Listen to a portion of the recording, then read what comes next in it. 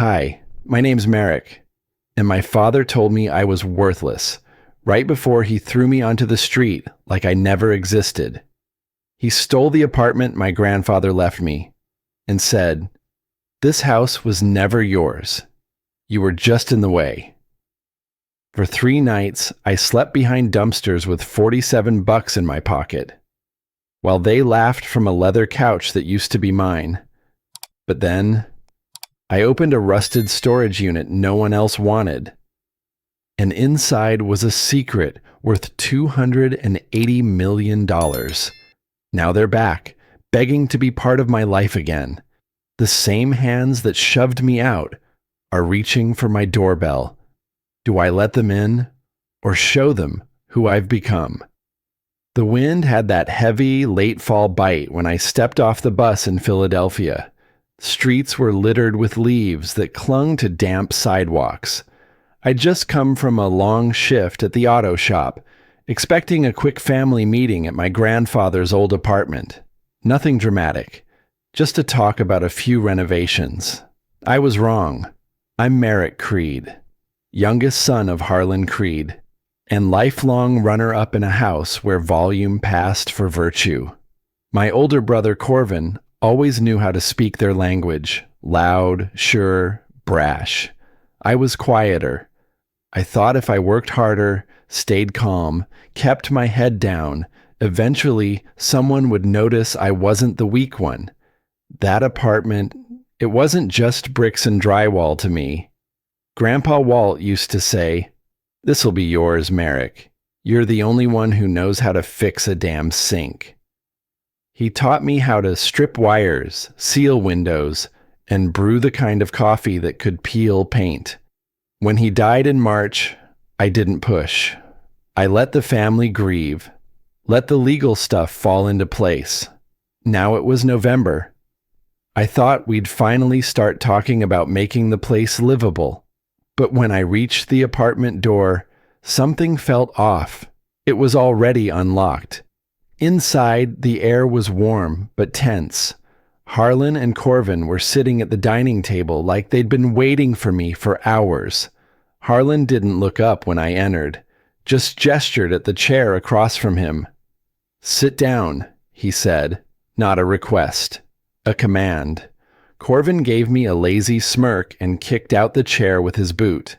I took the seat, my stomach already uneasy. Harlan pushed a thick stack of papers toward me. "Sign it," he said flatly. "Transfer of rights. Grandpa took care of this months before he passed." I scanned the first page. Something was wrong. The font didn't match. The signature looked stretched, like someone copied it from a check and pasted it onto a lease. "This isn't real," I said quietly. "Don't start," Corvin cut in. "You think Grandpa would leave that place to you? He pitied you. You were a charity case." I tried to respond, but every time I opened my mouth, one of them interrupted. It wasn't a discussion. It was a performance. And I wasn't part of the cast. "You think you earned that apartment?" Harlan's voice grew louder. "You fixed a couple pipes and suddenly you think you're heir to the Creed legacy?" I stood up, hands shaking. "Grandpa told me it was mine.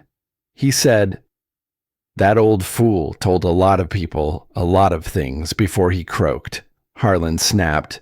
"We already changed the locks. Your crap's in the hall." I felt like someone had pulled the floor out from under me. My stomach dropped, but my feet stayed frozen. Corvin walked past me, opened the apartment door, and came back with a black trash bag. He shoved it into my chest. "Here's your stuff, and don't come back." It hit me harder than I expected. Not the shove, the finality. Like everything I'd believed. Family loyalty, Grandpa's promises, the idea that being good mattered, got kicked out the door along with me. Harlan stepped in close. I could smell the cigar smoke on his flannel. "You're nothing, Merrick, a weak little boy who always needed someone to hold his hand. You think you deserve a roof? You couldn't even keep a woman. What did she call you when she left? Predictable. My jaw clenched. I couldn't speak. Not because I didn't have words, but because I knew none of them would land. Not here. Not with them. I looked down at the bag. A hoodie, some tools, a photo frame sticking out the top. I reached into my jacket pocket and found it, an old bronze key. Grandpa gave it to me when I was 12. It opens more than just a door, he'd said. It opens responsibility. I closed my fingers around it. That was the only thing I took willingly. The hallway was colder than I remembered. Fluorescent lights blinked overhead like they couldn't decide whether to stay on or give up. No one followed me out, not even to lock the door. I walked down 3 flights in silence, gripping the bag like it weighed 50 pounds. Outside, the streets were damp. A drizzle had started. People passed me by like I wasn't even there. I pulled my wallet from my back pocket. $47. That was it. No apartment. No job tomorrow. I'd quit thinking I'd start renovation work full time. No backup. I turned back toward the building, looked up at the second-story window. No lights. No silhouettes. Just a dark pane of glass reflecting a man who'd just been erased from his own life. The wind cut through my hoodie. I stuffed the key into my pocket and started walking toward the subway station. No one called after me. Not Harlan, not Corvin. Not a single voice from the family I bled for. Not even once. As I reached the first corner, I realized the world had gone painfully quiet in a single minute. Not the kind of quiet you get in the country. This was the sharp-edged, buzzing silence of the city at night, where everything is still moving, but nothing makes space for you. The streets of Philadelphia felt colder than they should have for early winter. Every gust of wind clawed through my hoodie like I wasn't even wearing it. I had no plan, no destination, just the cheap trash bag in my right hand and the dead weight of humiliation sitting heavy on my chest. Each traffic light changed like it had somewhere to be. Each car passed without a second glance. I was a shadow in my own life, unseen, unnecessary, unclaimed. I walked for blocks without direction. At some point, my legs started aching. But I didn't stop until I saw a plastic bus shelter wedged between a pawn shop and a boarded-up deli. Graffiti covered every panel. The roof leaked. Someone had torn half an ad off the glass. The remaining corner flapping with each breeze like it, too, had somewhere better to be. I sat down slowly, careful not to break the cheap plastic bench under my weight. The trash bag slumped at my feet. I kept my head low, staring at my hands. They were cracked, dry from the cold, and still stained faintly with oil from the auto shop. I'd worked all day, thinking tonight would be the start of something new. Turns out it was, just not in the direction I'd imagined. I pulled out my wallet. The leather was frayed along the edges, and when I opened it, all I had was $47. No savings. No backup card. Nothing else. That money was supposed to cover groceries and maybe a clean shirt for next week's shift. I stared at the bills like they might multiply if I blinked slowly enough. They didn't. A soundless laugh escaped me. Not funny, haha. Just the kind you let out when the truth settles somewhere deep in your ribs. I'd bent over backward for years. Showed up early. Stayed late, made peace when I didn't want to, bit my tongue every time Harlan started his rants or Corvin pulled another stunt. All those years I thought I was doing the right thing, keeping the family together, trying to keep things calm. And for what? For them to pack up my life into a garbage bag and throw it into the hallway like last week's leftovers? My throat tightened. I pressed my fingers into my temples, trying to push down the rising heat in my chest. I told myself to breathe, just breathe. Then it hit me. Not a sound, not a smell, a memory. I was 19 again, sitting on the carpet beside Grandpa's green armchair. The TV was playing some black and white western, but the volume was low. He had his oxygen tube in. His voice was raspy, but his eyes were sharp. He looked at me and said, "Merrick, your father sees strength as something to crush. Your brother sees it as something to outrun. You'd better learn to see it as something to survive with. Keep your eyes open." Back then, I didn't really get it. I thought he was just tired, worn down from the meds. But tonight, sitting in a bus shelter with the stink of urine nearby and frost creeping up the plastic walls, his words dropped like an anvil in my chest. He knew. He saw this coming. He expected them to come for what he left me. Maybe he'd hoped they wouldn't. Maybe he was testing to see if I'd be smart enough to protect myself. I wasn't. That realization landed hard. It didn't make me cry. It didn't even sting. It just settled into my bones like a kind of slow-burning heat. My father had missed every birthday from age 10 onward. Corvin had copied every insult Harlan ever taught him. I spent most of my teenage years keeping Grandpa's fridge stocked, cutting his hair, making sure his medication was on time, while Harlan was out closing bars and chasing anything with a short skirt and a bad idea. But in the end, it didn't matter. They erased me anyway. The ache in my legs didn't compare to what sat behind my sternum. It wasn't just grief. It was anger, and not the explosive kind. It was the slow, focused kind. The kind that sharpens over time. The kind that doesn't let you sleep. Frost formed on the inside of the shelter.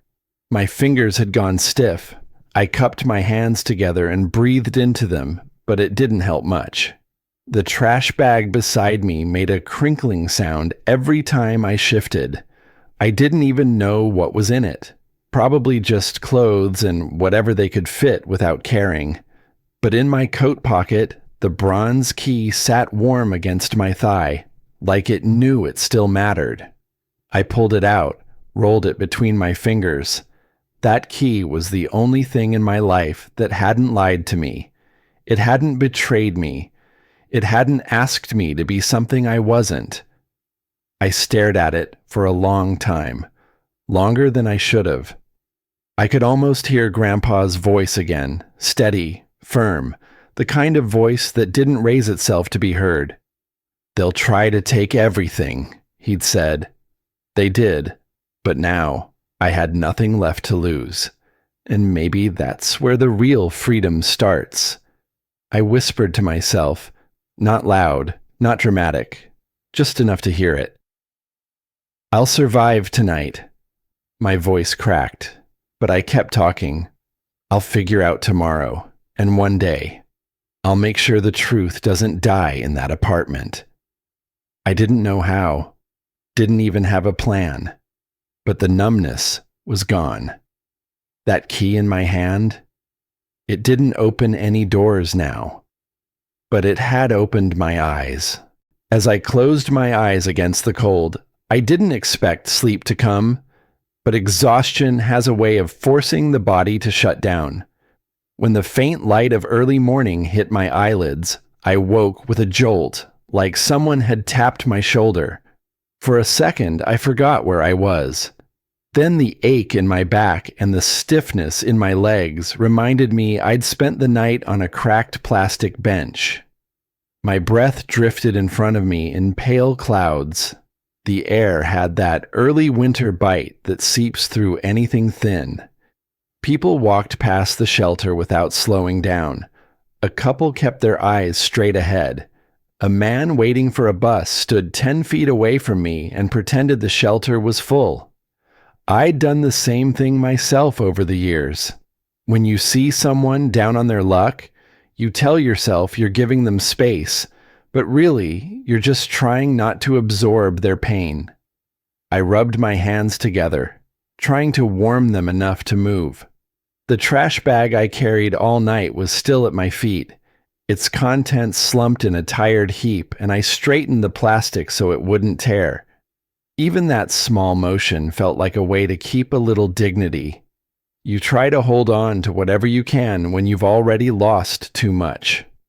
I stepped out of the shelter and eased into the sidewalk crowd. My legs protested with each step. I wasn't sure where I was heading. I only knew I couldn't stay another minute sitting in that transparent cage. I followed the street until I reached a wide lot beside some warehouses. The sun was climbing slowly, and the sound of raised voices drifted across the pavement. At first, I thought it was a fight, but when I moved closer, I heard the cadence, a fast chant familiar from TV clips. An auctioneer. The crowd clustered around open storage units. The sharp rattle of metal doors rolling upward echoed against the walls. I stopped near the edge of the lot. The warmth of bodies pressed together created a pocket of heat that pulled me in almost by instinct. I stood far enough back that no one would think I was bidding. I barely had enough money for breakfast. The idea of buying anything was ridiculous. I took a moment to check my wallet again, maybe hoping I'd counted wrong last night. $47. Just the same worn bills staring back at me. They felt lighter than they were, like even the money knew it was close to disappearing. I reminded myself I should walk away. Go find a corner store. Stretch this small amount into whatever cheap meals I could. But something about the crowd held my attention. Maybe it was the mix of voices, or the way the auctioneer talked like each word was tied to the next.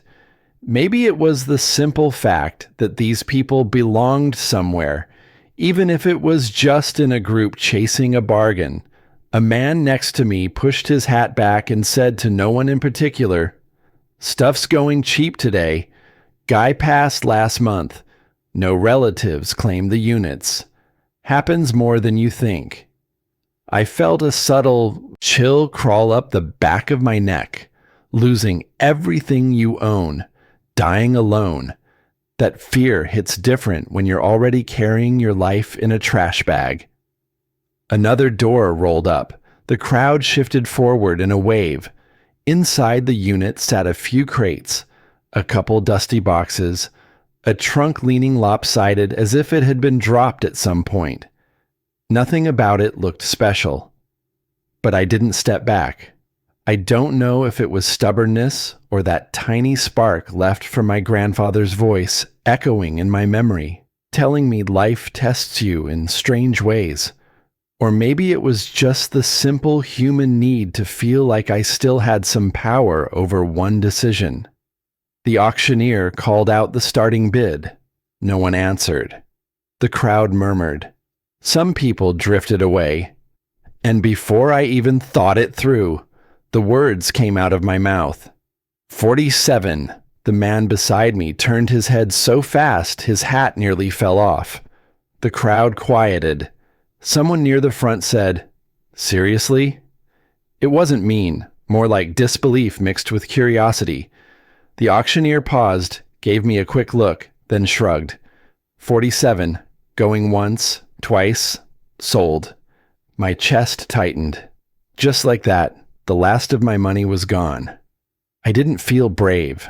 I felt like someone had tilted the ground under my feet. But I also felt a strange pulse inside, the kind that pushes back against fear. I walked toward the unit. With each step, the weight of what I'd done settled deeper. The air inside the space felt cooler. It held the scent of old wood and unopened rooms. My fingers trembled slightly as I reached the crates. The texture of the wood was rough near the edges, smooth in the center. I brushed dust away and saw a small mark burned into one corner. It looked familiar. a shape etched with clean lines, curved at the ends, almost identical to the design pressed into the bronze key my grandfather gave me years ago. I didn't breathe for a moment. It could have been coincidence. Symbols repeat, patterns overlap. But something about the curve and the angle, it felt too close to ignore. I crouched and ran my thumb over the mark again.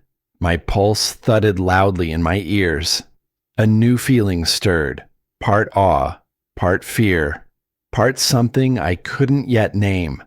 I wasn't supposed to be here. A man who slept in a bus shelter shouldn't be standing in front of crates that looked like they'd been packed by someone who lived a different kind of life. But the deeper I stepped into that unit, the more I felt as though I'd crossed into a space waiting for me long before I even knew it existed. I rested my hand on the largest crate, feeling the cool wood against my palm.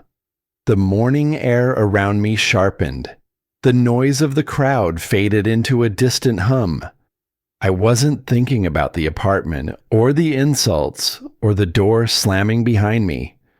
For the first time since last night, I felt like something wasn't being taken from me.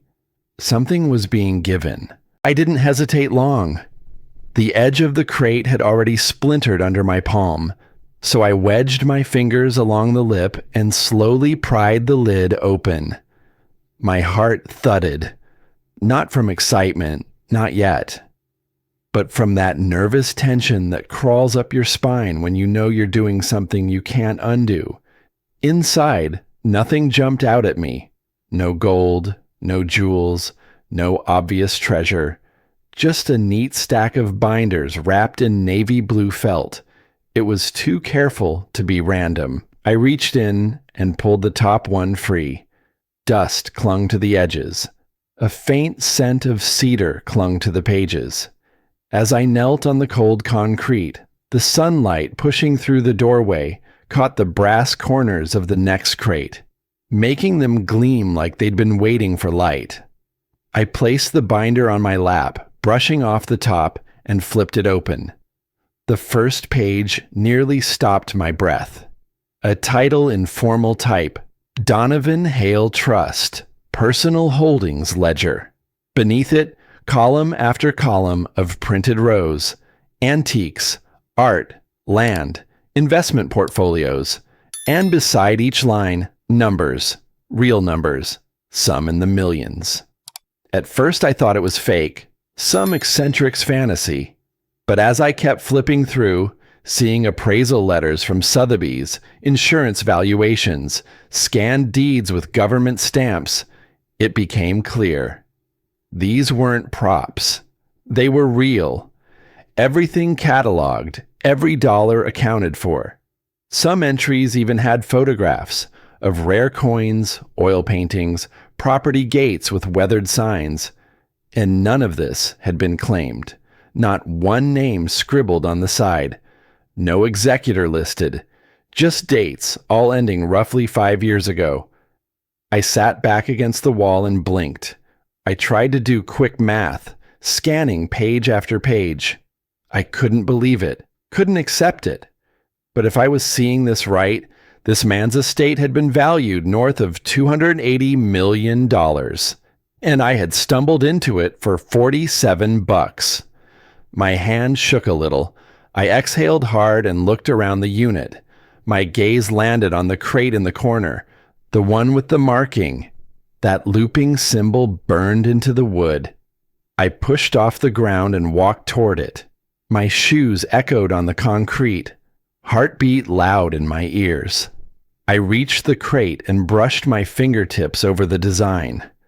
It wasn't a generic swirl. It was the same as the one engraved on my grandfather's old bronze key. That key I'd worn around my neck for years without ever knowing why.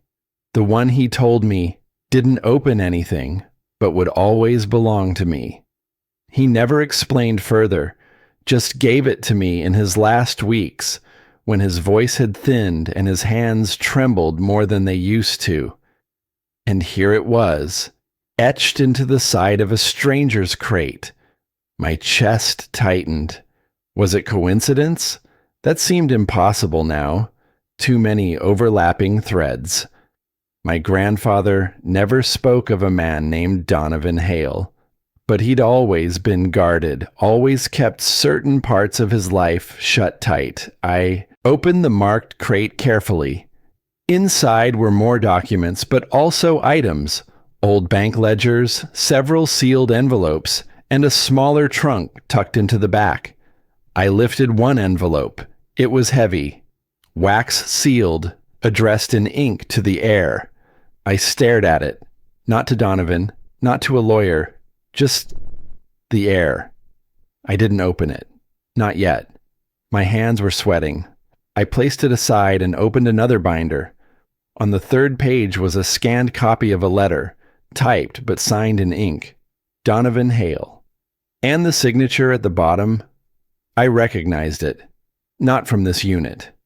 From a photo I once found in my grandfather's old desk when I was a teenager, tucked behind a drawer. The signature had been on the back of a picture of two men, arms around each other, smiling like brothers. My grandfather and Donovan? I never thought much of it then. He just said it was an old friend. Now the air in the unit felt charged. Every page, every item I touched made it harder to breathe, like the walls themselves were closing in. Not out of fear, not quite. Out of the sense that my life had just turned a corner I wasn't ready for. Then, outside, a voice cut through the quiet. "Is the kid still in there?" I froze. Someone else from the auction. I hadn't noticed how long I'd been inside. My body locked. I reached for the crate lid and closed it fast, careful not to slam it. Then I threw the blue tarp over it, shoving stray papers underneath to hide them. Footsteps passed by the door. I crouched lower. A few shadows moved along the sunlight. Laughter. Then the sounds faded. But the tension didn't. I couldn't stay here. I opened my jacket and quickly slid several documents inside, a copy of the trust, the property inventories, and that wax-sealed envelope. My hands moved fast, guided by instinct. I didn't know if I was stealing, protecting, or just surviving. All I knew was that no one could see this yet. Not until I figured out what I'd found. As I stood, a thought rooted itself deeper. If someone else opened these crates, they wouldn't hesitate to claim everything, legally or not. Paperwork gets lost. Claims get buried. A guy like me doesn't win anything unless he fights for it. I walked to the unit entrance, one last glance over my shoulder. Then I pulled the door halfway down, enough to make it look closed but not locked. Just another unsold, uninteresting lot. And then I stepped out. The wind hit me with a sharp slap, snapping me back into the moment.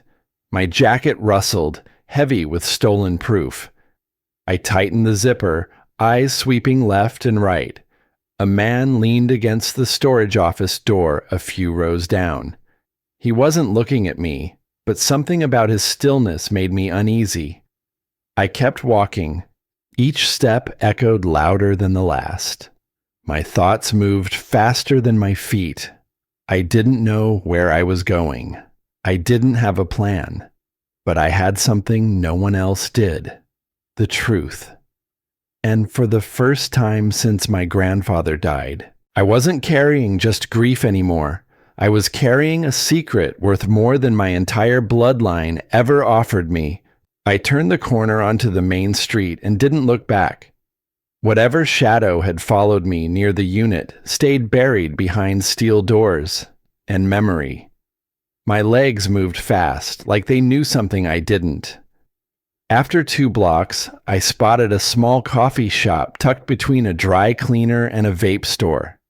The windows were fogged with condensation, and inside, the glow was amber and soft, a cocoon from the harsh light of the real world. I pushed the door open. The bell above jingled, a sound too gentle for the storm in my chest. A college-aged barista with a beanie nodded from behind the counter. I gave a small wave and slid into the back corner, furthest from the glass. The moment I sat down, the weight of my jacket reminded me. Documents worth hundreds of millions rested just inches from spilled syrup and scratched laminate. I exhaled slowly, letting the scent of espresso and vanilla calm my head. I reached into my inside pocket and pulled out the bronze key. My fingers traced the familiar loops. It didn't feel like a relic anymore. It felt like a tether. Something about how this key had followed me all my life, silent and mysterious, now felt deliberate. Still, I couldn't afford to dwell on what any of it meant. Not yet. I needed to think. Plan. Find out who this Donovan Hale really was, whether his estate was truly abandoned, or if claiming it would drop me into legal hell. I rubbed my eyes, tried to will the headache away. Then my phone rang. Blocked number. I stared at it. There was no reason to answer, but something inside me. It wasn't fear, not exactly. More like that old survival instinct, told me I had to. I pressed the screen to my ear, silence for a beat, then breath, heavy, familiar. Harlan. Where are you? He asked, voice low, sharp. We need to talk. Now. No hello. No how are you. No mention of the eviction, the shouting, the betrayal. Just a demand. The same tone I'd grown up with. The same tone that used to make my spine stiffen and my stomach turn. I swallowed once. Where? He named the alley behind their house. Said it like an order. I didn't agree. I didn't decline. I just hung up. Something in me already knew. I wasn't going back there as the same man. The alley was narrow and damp, the kind of place neighbors avoided and trash collected like gossip. Harlan was already there when I arrived, standing dead center like he owned the asphalt. Arms crossed, shoulders wide. His boots planted like a warning. Corvin leaned against the brick wall, thumbing through his phone, acting like the last 24 hours hadn't blown a hole in our family. Harlan didn't waste time. You made a fool of yourself, he said, stepping closer. You should have just accepted what we decided. No drama, no spectacle. I stayed quiet. He continued. You embarrassed us. My jaw tightened. What your grandfather left behind belonged to the family, not to you. I nodded slowly. So throwing me out was about unity, huh? He took another step. We're not doing this. Just give me the keys, all of them, including the one on that little chain you keep like a badge. I almost laughed. Almost. But I didn't want to give him that much. Instead, I just met his eyes. No. He blinked. No? He repeated, like he didn't understand the language. You heard me. For a second, he seemed to freeze, not out of fear, but confusion. It was like a glitch in his program. I wasn't responding the way I was supposed to. No cowering. No compromise. Corvin finally looked up. Seriously? You're gonna start acting tough now? I ignored him. Harlan leaned in. Don't make this worse. I leaned right back. If you show up again, if you try to take one more thing from me, so help me, you'll regret it. The air snapped like a taut wire. Neither of them spoke. Harlan's nostrils flared. Corvin's smirk dropped. I could see the gears turning in my father's head. He wanted to shove me, shout, swing, anything to put me back in the place he'd spent years crafting for me. But he didn't. He stepped back. That key doesn't open anything, he muttered. No, I said. But it closed something today. I turned without giving them another second. My feet hit the sidewalk harder than before. My pulse was wild, but it wasn't fear. It was freedom, jagged, uncertain, but real. Behind me, Harlan shouted, "You haven't won anything!" And maybe I hadn't. But for once, I wasn't the one who walked away smaller. I didn't even make it through one night of peace. By the time the sky started softening with pale light, I was already halfway to the storage lot. I hadn't slept much, just paced around the motel room, eyes darting between cracked ceiling tiles and those folders I'd laid out across the mattress. Somewhere in me, I thought maybe getting there early would keep the worst at bay. Maybe if I beat the sun, I could stay ahead of whatever storm I felt coming. But as I turned the final corner, I saw it. 2 police cruisers, lights off but presence loud. They were parked like bookends beside the storage facility gate. 2 officers stood near my unit, heads turned toward each other, voices low, glancing now and then toward the street like they were waiting for someone. The wind picked up, slicing across my neck. My first instinct was to keep walking, act like I didn't belong here. But I did. This was mine. I paid for it, fair and square. I kept moving. One of the officers stepped forward, lifting a hand. "You Merrick Creed?" My pulse jumped. I nodded, slow. "Yeah?" Mind showing us some ID? I reached into my pocket and handed it over without a word. The second officer joined him, eyeing me with a calm kind of suspicion that never boded well. "Where were you last night?" I hesitated. "Motel down on Vine Street. Paid in cash." They exchanged a look. Then the older one flipped a page on a notepad. "We received a report that you unlawfully entered an apartment yesterday, claimed to be yours, took property that wasn't." I blinked. "What?" He didn't answer, just stepped aside and nodded toward the cruiser. "We'd like to ask you a few more questions. Please come with us." I wanted to laugh. I almost did, but my throat locked up. It wasn't a joke. It wasn't a misunderstanding. It was my father. His voice might as well have echoed right there in the lot. Calm, righteous, venom-coated. "You embarrassed us. You haven't won anything." And now here I was, being led into the back of a police car, hands shaking, face pale, every inch of dignity scraped raw. Neighbors glanced from behind their curtains. A man on a bike slowed, then kept pedaling. I couldn't breathe properly until the cruiser door slammed shut behind me. The interview room smelled like stale coffee and paperwork. I sat across from 2 new officers, both young, both polite in that detached way that said they'd seen too many messy family stories to care who was right. I told them everything, from the moment my grandfather handed me the key as a kid, to the eviction, to the storage auction I won by pure accident, or fate, depending how you looked at it. They took notes, nodded occasionally. When I slid the auction receipt across the table, one of them finally raised an eyebrow. He picked it up, stepped out to make a call. The other one stayed with me, said nothing, just sipped lukewarm coffee and tapped his pen. My leg wouldn't stop bouncing. Under the table, after what felt like an hour, the door opened. The officer with the receipt returned. He didn't say much, just nodded toward the hallway. "Let's go take a look." Back at the storage lot, I walked straight to my unit. The officers trailed behind. That's when I saw it. Deep, jagged scratches near the lock. Fresh metal gouged like someone had jammed something into it. The latch was bent slightly, not broken, but damaged. Someone tried to force their way in.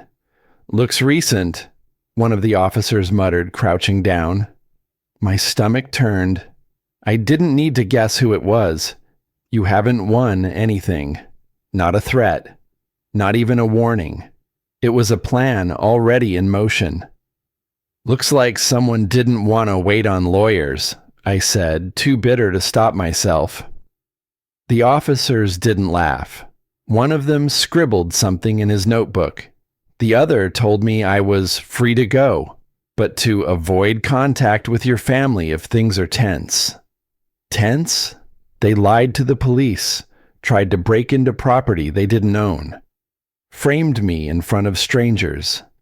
And now I was being advised like some teenager who mouthed off at Thanksgiving dinner. Still, I nodded. Because that's what people like me do when faced with people who carry handcuffs. I gathered my bag. My feet felt like bricks.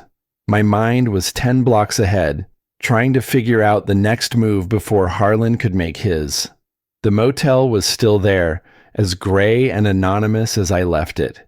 I paid cash again, new room, different number, and locked the door behind me like I expected someone to burst through at any moment.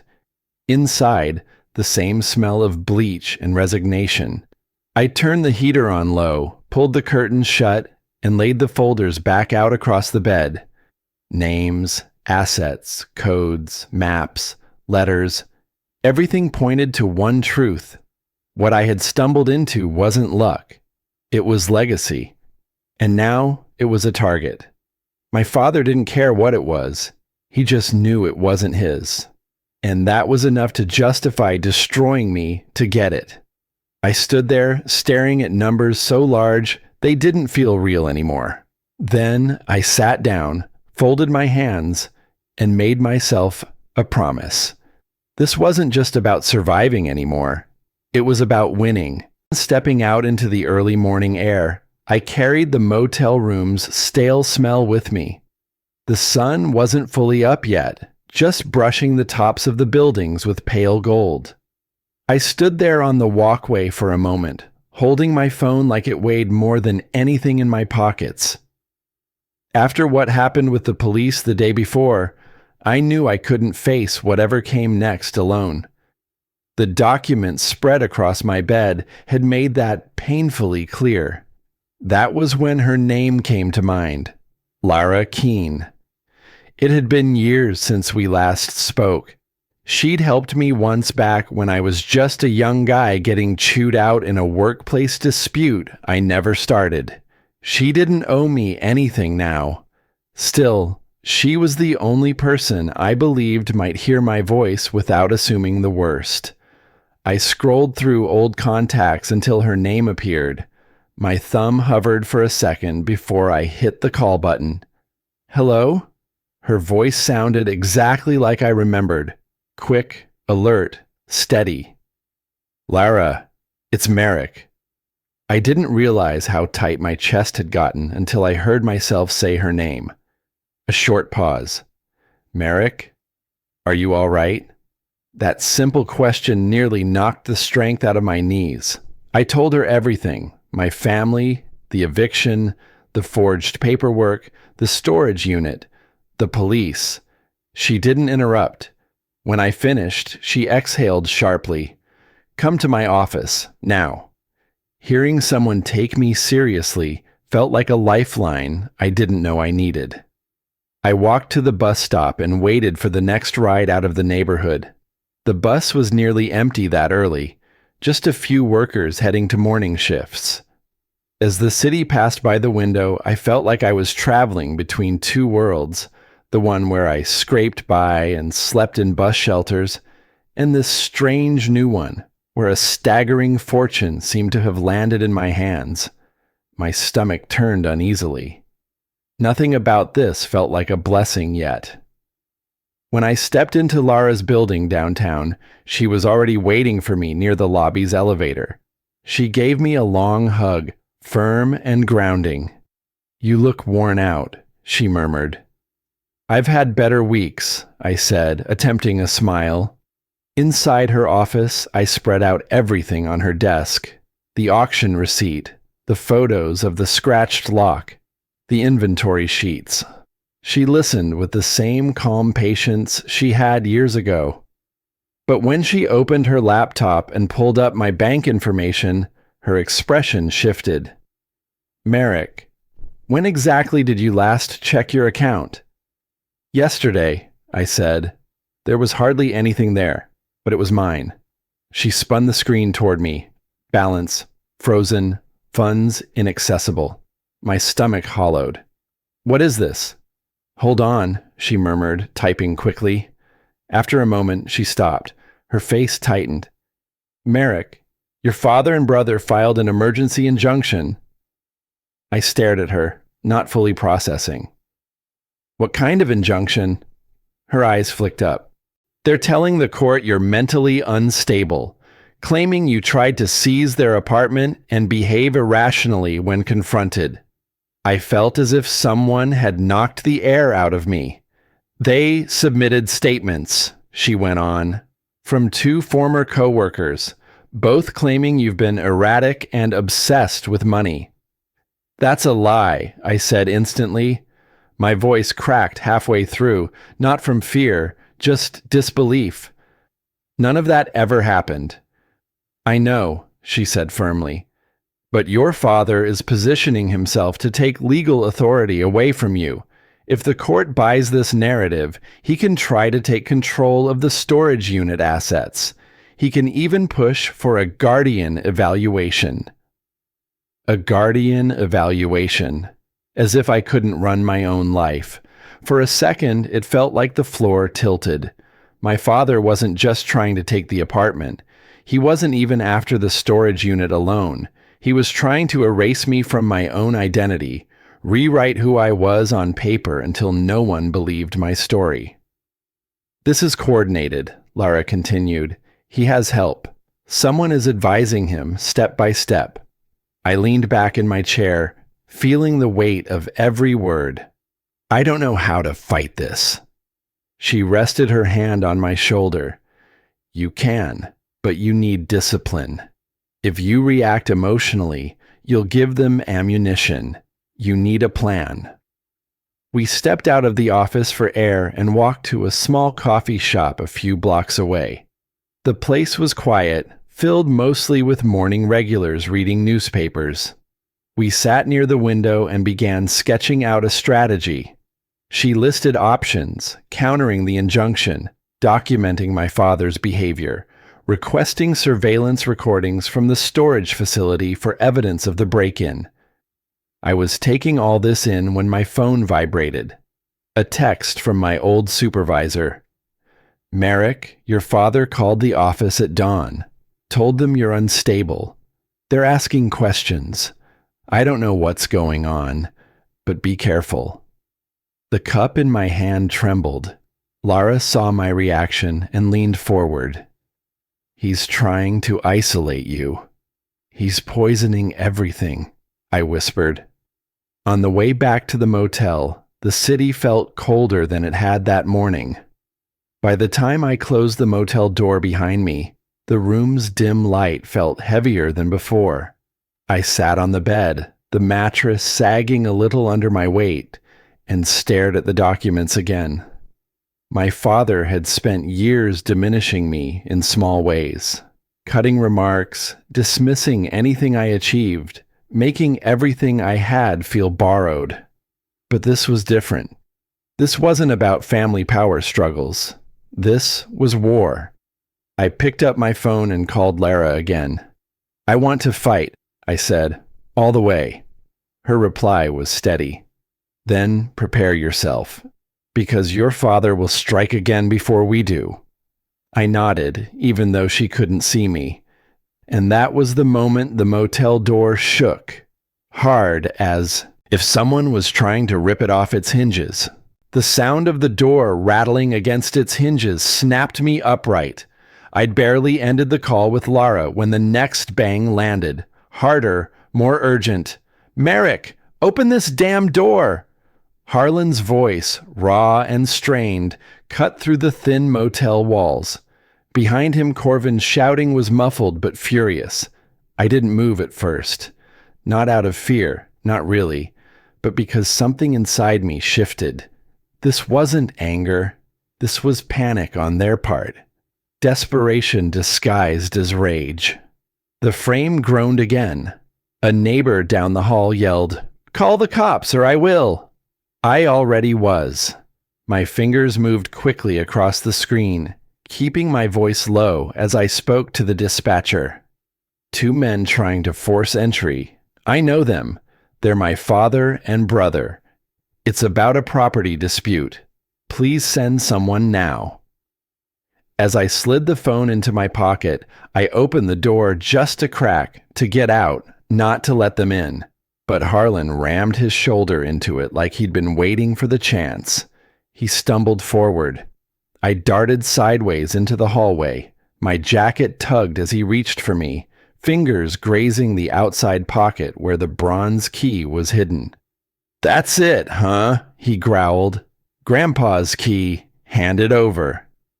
Corvin blocked the exit at the other end of the hall, his jaw clenched, eyes twitching. They weren't just here to scare me anymore. I darted past the soda machine and bolted down the stairs, skipping every other step. I could hear their footsteps crashing behind me, echoing off the stairwell walls. Out in the parking lot, the air was cold and sharp. Corvin got to me first. He grabbed the front of my shirt and shoved me into one of the concrete support beams under the awning. The breath rushed out of me. "You think you're better than us?" His spit hit my cheek. "You think you can take what's ours and walk away?" Harlan wasn't far behind. He loomed to my left, his voice low and dark. "That unit was never for you. You weren't meant for anything. You don't matter. You never did." The words used to sting. For most of my life, they were a script I'd swallowed whole. But now? I shoved Corvin off me. He stumbled back. I stood up straighter, my breath short but steady. I didn't flinch. I didn't cower. "You don't scare me anymore," I said, locking eyes with my father. That was the moment 2 squad cars whipped into the lot, lights flashing blue and red. Both men turned fast. Harlan's hands went up before the cops even stepped out. "Merrick's unstable," he shouted. "He attacked us. He needs to be evaluated. He's spiraling." Corvin backed him up instantly. "He threatened us. Check his room." An officer approached me first, calm, measured. "Sir, can you tell me what happened?" "Yes," I said. "I'd like to make a formal statement." I reached into my pocket, not for the key, but for my phone. "I have an audio recording," I added. The officer nodded, slowly. "Let's hear it." I tapped play. The crackle of the alley the night before came through first. Then Harlan's voice, clear, sharp, undeniable. "If you come near me again with threats or lies, you're going to regret it." Followed by, "And you'll give me that key, whether you want to or not." Corvin's face drained of color. Harlan froze. The officer stepped back, exchanged a glance with his partner. "Do you want to file a police report?" "I already did," I said, meeting their eyes. "This morning. My attorney has the full recording and filed the affidavit with time-stamped documentation." Back at Lara's office, everything moved faster. She wasn't surprised. Not anymore. "They came to the motel?" she asked, taking notes. "They tried to rip the door down. They chased me. They cornered me." I handed her the updated file with the police incident number and the audio transcript. She flipped through it in silence, then looked up and said, "They just handed us what we needed." I sat down across from her, chest still tight. "I didn't expect them to show up like that." "You didn't need to," she replied. "You were prepared. That's what matters now." The legal jargon didn't mean much to me, but her tone did. This wasn't damage control anymore. This was leverage. Real leverage.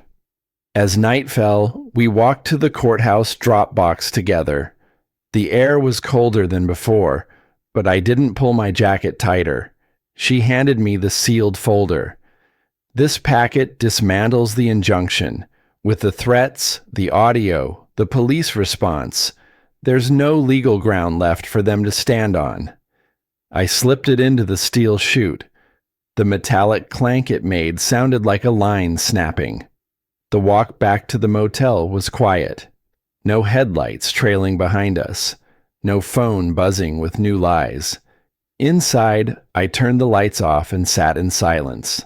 But I wasn't the man who hid in the dark anymore. I wasn't bracing for the next hit.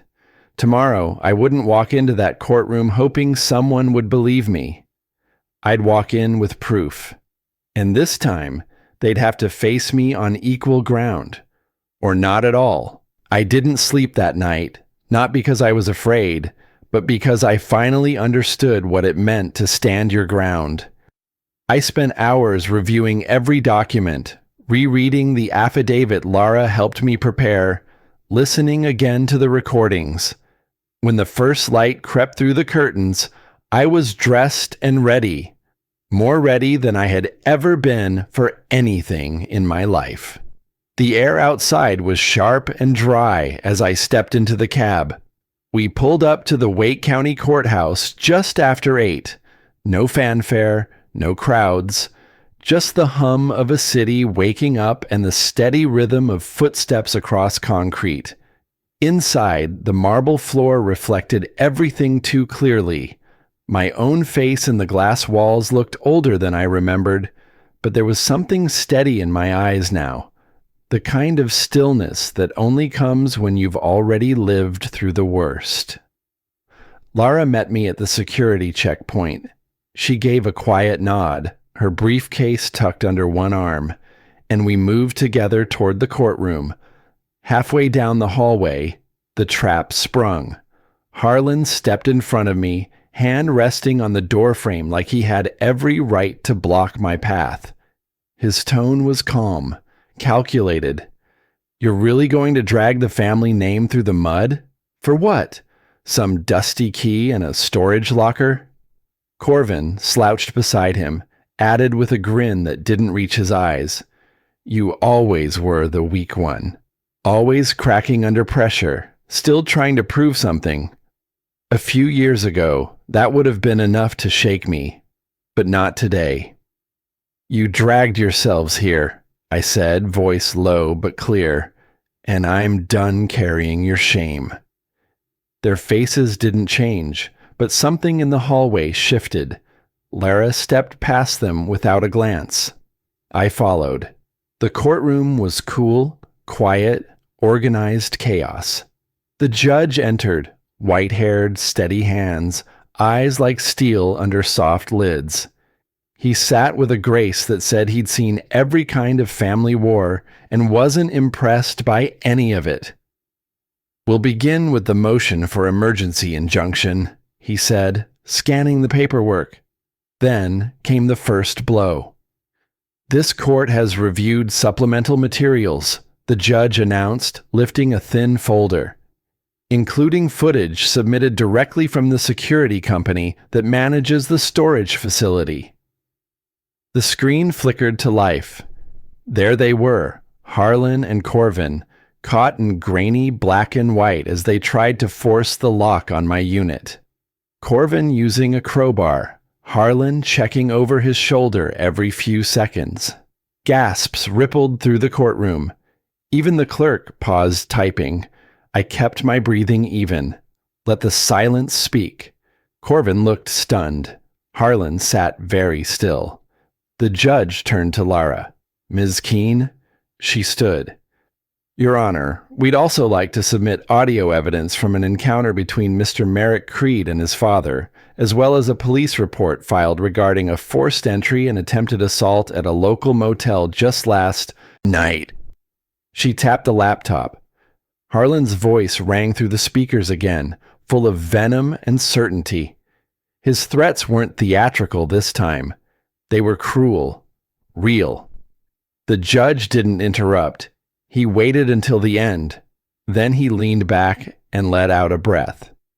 This court views this filing as malicious. This was not an effort to protect a family interest. This was a coordinated attempt to discredit and intimidate a legal property holder. He wasn't done. Mr. Daly, Lara said suddenly, turning toward the back of the courtroom. An older man rose from the benches. Slight frame, blue windbreaker. He walked slowly, but with purpose, holding a sealed envelope in both hands.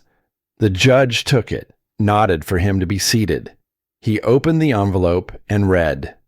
Quiet filled the room like fog. This letter, signed by James Creed and witnessed by Mr. Daly, states clearly that the bronze key in question was given to Merrick Creed intentionally, that the contents of the unit are part of his private inheritance. Harlan's hand hit the table. Corvin cursed under his breath. I didn't say a word. The judge removed his glasses and placed them neatly on the desk. This court denies the injunction. Merrick Creed is the sole legal owner of the apartment, the storage unit, and all relevant property. He paused. Furthermore, the court issues a restraining order effective immediately against Harlan Creed and Corvin Creed. Both parties are fined for filing false claims and may face further civil penalties pending investigation. I didn't move. I couldn't.